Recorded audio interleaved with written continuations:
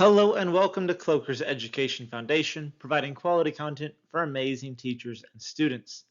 This is our World History series, and this lesson is on the Reformation. Before we begin, don't forget you can check out the link in the description below for a set of free guided notes to go along with this lesson. So let's dive in. When we are speaking about the Reformation, it's important to understand the causes. Now, there's quite a few, such as the corruption of the church coupled with the growing power economically and politically, make it the subject of resentment by much of the noble and ruling class within Europe. Impressions that church leaders were more concerned with gaining wealth and political power than ministering to the followers and congregation.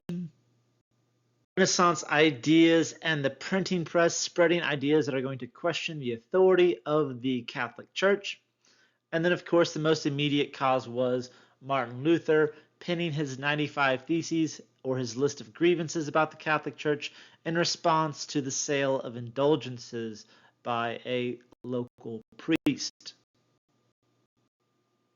Luther is going to be excommunicated for his actions, and he will later found the Lutheran Church. We have a whole lesson on Luther. You can click right here. His Lutheran Church is going to promote new ideas, such as the idea of salvation by grace alone, gratia sola, as it is in Latin. The translation of the Bible into the local languages is promoting individual interpretation of Scripture, and this is another core key element to the Lutheran Church. Lutheranism is going to expand educational opportunities. They're going to allow women to come into classes to learn how to read and write because, again, everyone must learn how to read to interpret the Bible, and the printing press is really helping that idea spread because books are not only more accessible, they are cheaper. This is also going to bring about a rise in the sense of individualism, that people are going to create a better life for themselves, and they themselves are responsible for that. The printing press is allowing Bibles to become more affordable and more easily accessible. Printing in the local languages make it easier to understand, and so more and more people are reading the book, they are reading the Bible, they're interpreting it for themselves, and then criticizing the Catholic Church for some of its practices and calling for a reform. Now, Martin Luther is not alone at the spearhead of this movement. John Calvin is also there pushing for religious practices, and there is a Hollywood movie called Luther, which is fairly accurate on its depictions of Martin Luther and some of the events that transpired within the Reformation. I'd give it like a 7 out of 10.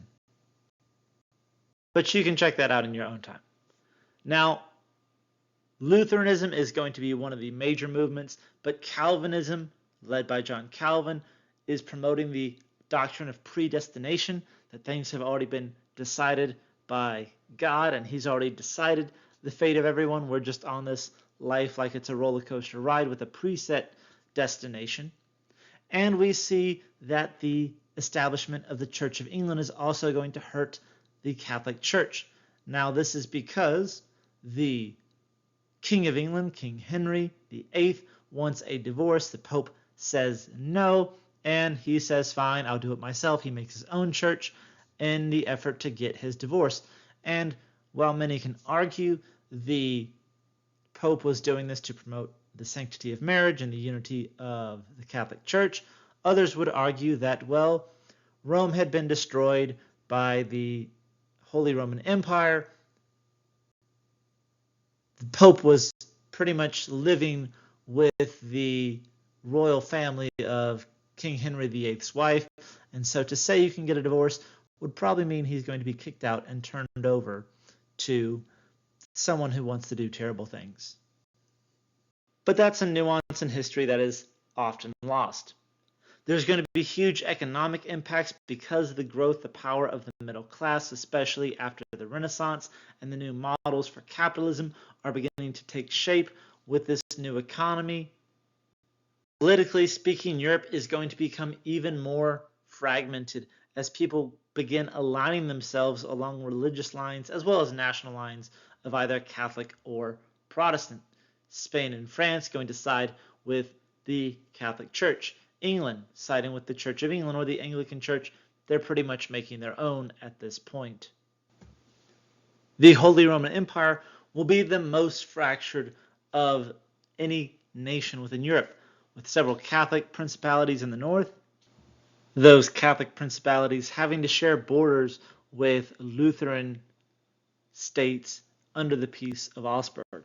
Now, the Holy Roman Empire is drastically weakened, and Switzerland is going to establish itself as a theocratic government underneath the leadership of John Calvin, which is hugely important for that religious group.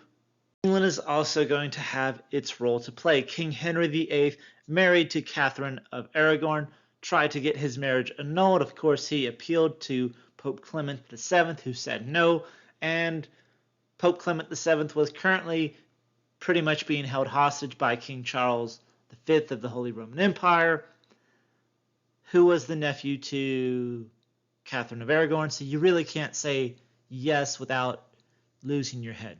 It was a very tricky situation.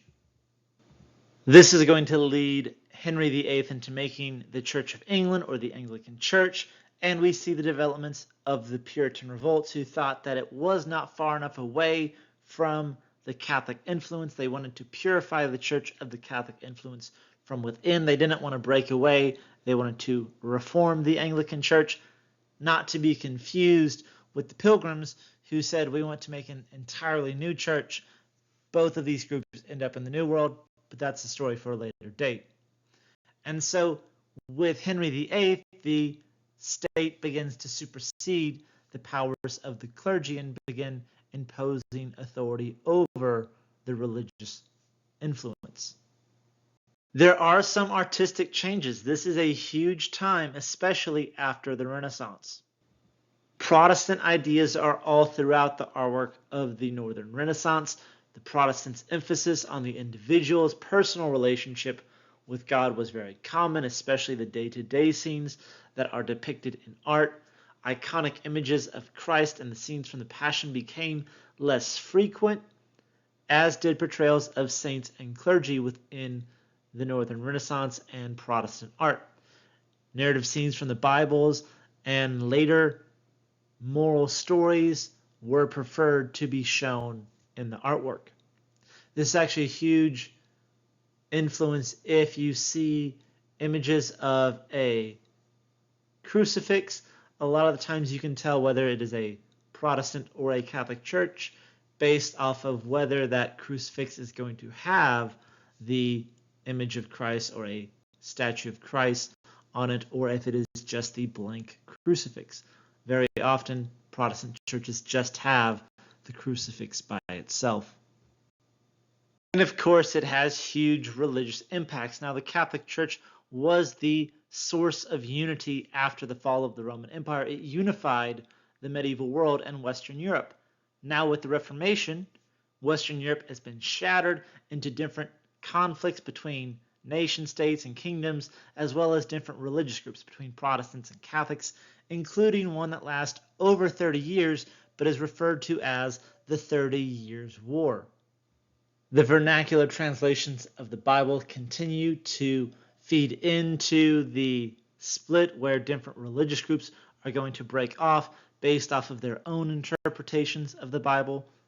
And we see that Protestantism is, of course, emphasizing the individual role in relation to the Bible and faith, confronting the church's teachings on the need for priests to interpret the Bible. And so as we talk about the religious impact, we're going to mention something that not a lot of historians mention that happened after the Reformation, and that is the Catholic Counter-Reformation. Now, after the Protestants broke away, the Catholic Church looks inward and says, hey, we were doing a lot of things incorrectly, and we are going to fix what we were doing.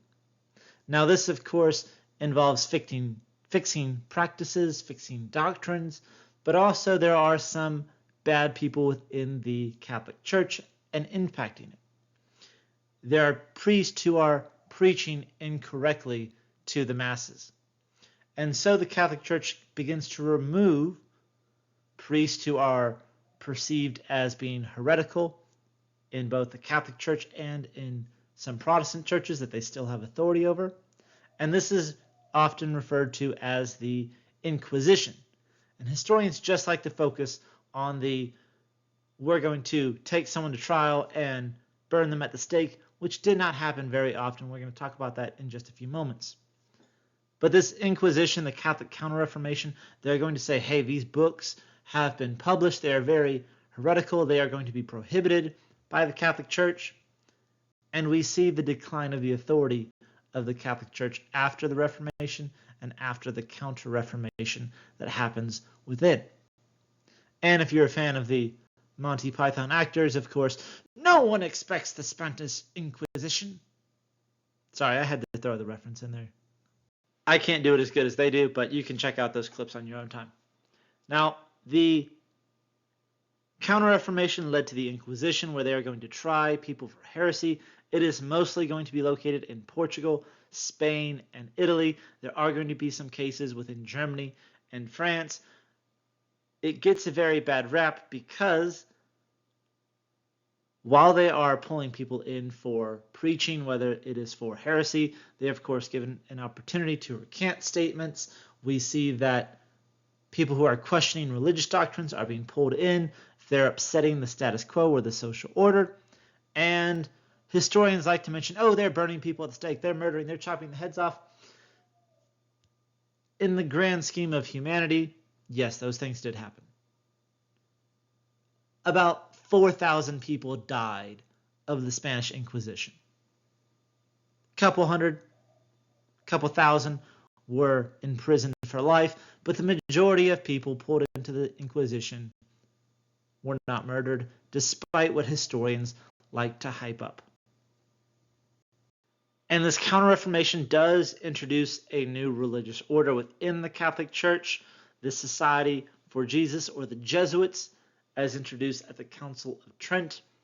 And we saw that despite the fact that the Catholic Church goes in and fixes many of its injustices and its incorrect practices, it leads to violence and conflict between Protestants and Catholics, such as the 30 Years' War, where German nobles are trying to get out from paying taxes to the Pope and end up siding with the Protestant Church, not for faith or for spiritual belief, but simply because they did not want to pay taxes anymore.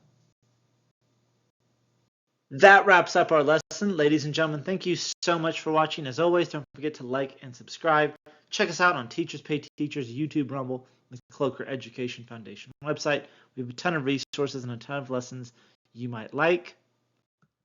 To see what's new and what's next in our series as we dive in to the age of exploration, go ahead and click here. For something you might like, click down below. And to subscribe to our channel, click here. All this and more is just a click away. I'll see you there. Thanks for watching.